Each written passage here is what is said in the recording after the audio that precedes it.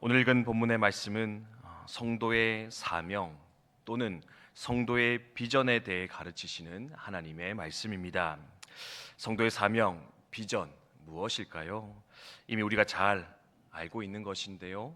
바로 전도와 이웃 사랑, 전도와 구제의 삶, 그것이 바로 성도가 붙들어야 될 사명이요 삶의 비전이라 하나님 말씀해 주십니다.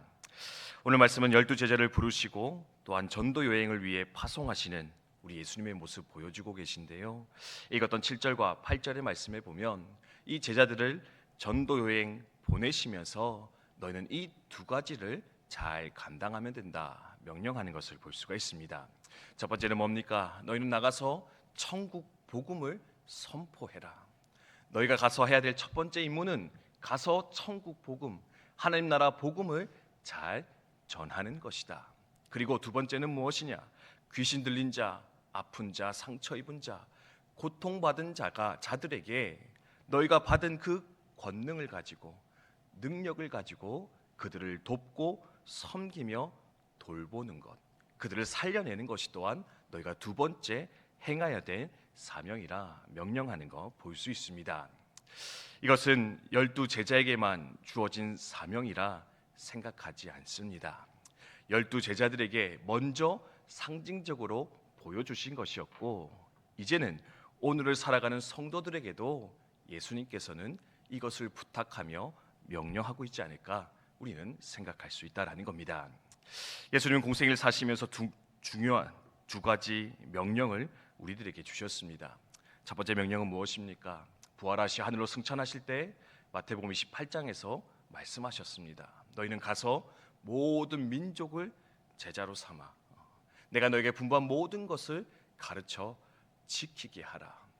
가서 복음 전하고 제자 삼고 그들을 살리는 것, 세우는 것이 바로 우리의 사명이라 하나님 명령하셨습니다. 또한 십자가에 달려 돌아가시 전에 제자들을 불러놓고 말씀하셨죠. 내가 너에게 새 계명 주노니 서로 사랑하라. 내가 너에게 이제 새 계명 줄 것인데 너희는 서로 사랑하며 살아가야 할 것이다. 복음을 전하고 사랑하며 사는 것, 그것이 바로 예수님께서 남기신 가장 중요한 명령, 사명일 것인데 우리는 이것에 대해서 늘 기억하고 그것을 순종하며 살아가는 주의 제자들, 주의 백성 되어져야 한다라는 겁니다. 사랑하는 성도 여러분, 오늘도 이 길을 걸어가기로 마음으로 다짐하며 결단하는, 작정하여 살아가시는 저와 여러분 우리 모두 되시기를 주님의 이름으로 축원드립니다. 성도는 내 뜻이 아니라 하나님의 뜻대로 살아가는 사람들입니다.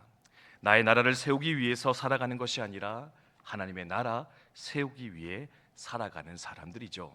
그러면 하나님의 뜻, 하나님의 나라 세우려면 어떻게 해야 되느냐? 여러분, 어렵지 않습니다. 복잡하지 않습니다. 제자들의 질문처럼 그거 어떻게 해야 되는 겁니까? 어떻게 해야 그거 잘할 수 있습니까? 핑계하면서 사실 모른 척 살아갈 때가 많이 있는데, 주님 말씀하기를 복음을 전하고 이웃을 사랑하며 살아가면, 주의 복음 전하고 이웃 잘 사랑하며 살아가면 바로 그것이 하나님의 뜻을 이루는 것이요, 그곳에서 하나님의 나라는 확장되며 든든히 세워지게 될 것인데, 이제는 모른다 핑계하는 것이 아니라 어떻게 해야 합니까? 그럴듯하게 질문하며 우리의 책임을 회피하며 살아가는 것이 아니라 하나님 그 명확한 사명, 그 책임, 그것을 내가 있는 삶의 자리에서, 현장에서 잘 이루며 살아가게 하여 주시옵소서. 그 길 걸어가게 해 주시옵소서. 함께 소망하였으면 좋겠습니다. 사랑하는 성도 여러분, 주의 복음이 필요 없는 사람은 이 세상에 없습니다. 아무리 돈이 많고 아무 문제 없어 보이고 잘 살아가는 사람도 스스로는 죄의 문제에서, 심판의 문제에서 자유로울 수 없을 것인데, 인간의 최대의 적, 인간의 최대의 난제, 그것은 바로 죄와 사망의 문제요, 그것에 매여 살아가는 죄의 종의 현실일 것인데, 그러니 여러분 부끄러워하지 마시고 염려하지 마시고 우리를 죄와 사망에서 건져내셨던 우리 주 예수 그리스도, 그분의 복음을 기뻐하며 자랑하며 선포하여 살아가는 우리 모두가 되셨으면 좋겠습니다. 그리고 복음이 전해지는 그곳에 이웃 사랑도 함께 전하며 나누며 살아가시기 바랍니다. 내가 전하는 이 복음이 참 진리임을 증거하는, 나타내는 방법이 뭐냐? 우리가 사랑할 때, 우리가 우리의 것을 내어줄 때, 우리가 희생하며 헌신할 때 비로소 우리가 전하는 이 복음이 진짜 살아있는 복음이구나, 하나님의 진리구나, 세상은 또한 발견하며 인정할 수밖에 없을 것인데, 복음을 전하고 또한 이웃을 사랑하며 돌보며 살아가시는 저와 여러분 되셨으면 좋겠습니다. 역사책에 보면 어떻게 이 기독교인들, 박해받던 초대교회 성도들이 그 온 로마를 복음화시킬 수 있었을까 평가하는 걸 본 적이 있는데요.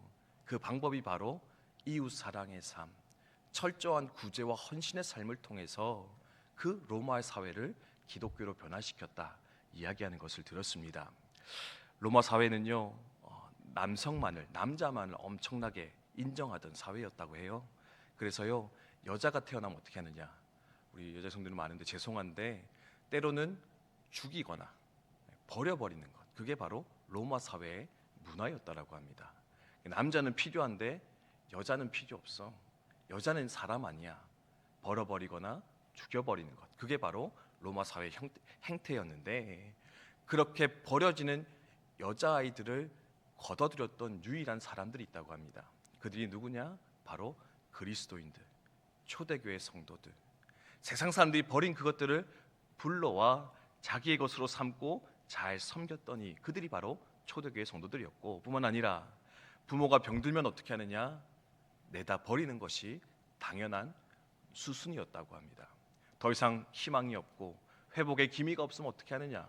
그냥 아무렇지도 않게 내다 버려 죽게 만드는 것이 바로 로마 사회와 세상이었는데, 그렇게 버려진 부모들을 또한 불러와서 데리고 와서 정성껏 돌봤더니 그들이 바로 초대교회 성도들이었는데, 결국 로마는 그렇게 철저히 사랑으로, 섬김으로, 희생으로 살아갔던 그들의 모습을 보면서 기독교를, 그들의 복음을 인정하였고 그 모든 사회가 복음 안으로 들어오게 되었다, 역사가 말하는 거 볼 수가 있습니다.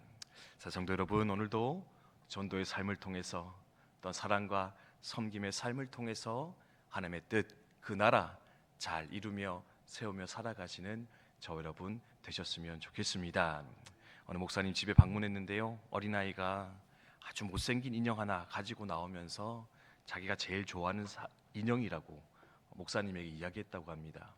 목사님 좀 이상해서, 아니 네 방에 저렇게 예쁘고 아름다운 인형이 많은데 이렇게 제일 못생기고 낡은 인형을 어찌 그렇게 제일 좋아하느냐 물었더니요, 이 아이가 이렇게 대답했다고 합니다. 네, 제게는 인형이 참 많은데요, 이 인형을 가장 좋아하는 이유가 뭐냐면, 이 인형은 제가 좋아해 주지 않으면 좋아해 줄 사람이 없을 것 같아서, 가장 못생기고 낡은 인형이라 다른 인형들은 누구든 사랑하고 사랑받을 수 있을 것 같은데 이 인형만큼은 제가 아니면 사랑받지 못할 것 같아서 저는 이 인형을 가장 사랑하고 있습니다, 가장 좋아하는 인형입니다, 그렇게 대답을 했다고 합니다.